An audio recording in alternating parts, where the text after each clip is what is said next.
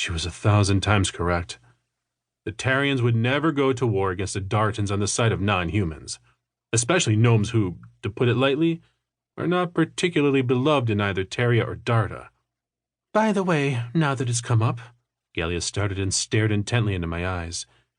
You may have to do battle against your own countrymen. She just trailed off and stood there, sizing me up with her gaze.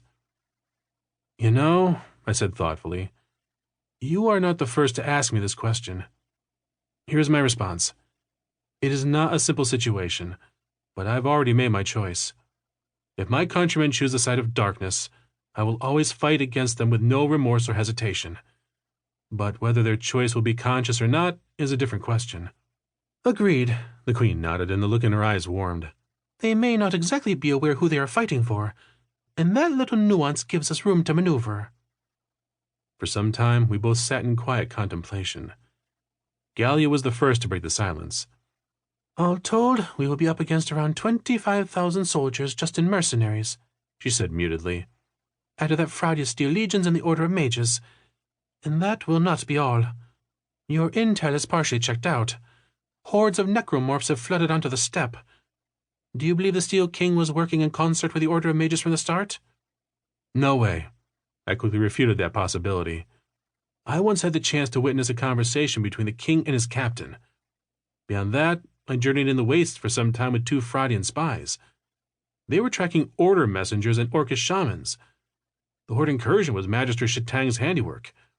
It must have been a way for him to try and put pressure on Egbert. Well, that clears things up. Gallia waved a hand and cringed in disgust. In the end, the 2 rats struck up a friendship and formed an alliance, reinforcing it by getting their kids hitched. And the Orcish shamans were left empty-handed. In fact, their warriors were used as food. What do you mean? I asked. Just what I said, the Queen responded. The necromancers, nourished by the dark energy from the portal, had begun using the bodies of dead steppe-dwellers to create their abominations. I felt the tingle run down my spine. I remember that there were thousands of slaves there other than the orcs. By now, they had all probably been doomed to an afterlife as soulless monsters, subjugated to the will of vile warlocks.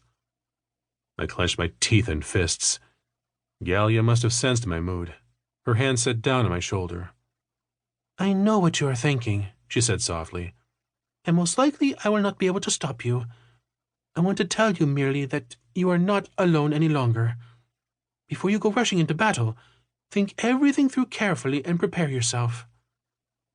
Just a few months earlier, that would have been just what I needed to hear. But now she was talking to a different man. Thanks to my will, I was in excellent control of my emotions. Even though my heart was overflowing with rage, I wasn't going to rush headlong into a fight. And that was exactly why I had yet to go to the Stone Forest. I needed to prepare before setting off to close the cursed portal. Most likely to distract me from the dismal thoughts, Gallia asked, How do things stand on the Dark Continent? I believe the necromancers have reached there as well. There must be another dark portal somewhere in the mountains. How else could they get all the energy necessary to create those flying brutes? Agreed, she nodded. Are you prepared to repulse the attack? The heart of the forest grows not by the day but by the hour, I responded, and Foreston grows along with it. If the necromancers think they can attack us so easily, they have lots of surprises in store. Not if, but when, Gallia corrected me. They're sure to attack. It's just a matter of time. After saying that, the Queen fell silent. A shadow fell on her face. What's the matter? I asked. Ugh, she sighed heavily. I wish we had just a bit longer. I sense we're in for a rough time. And that means, if not for you, I'd have been up against all these armies by myself. We had hoped for the elves. After all, you did bring a heart to the forest, but they have chosen to sit this one out like they always do. Not all of them, I corrected her. She just waved it off. A few thousand outcasts, refugees, most of them women and children. They don't count. But it is something. Yes, I understand, she answered gloomily. But not enough. Our clans can field around 14,000 troops. You'll be bringing 1,000 at most.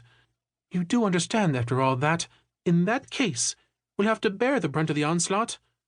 We have nowhere to turn for help.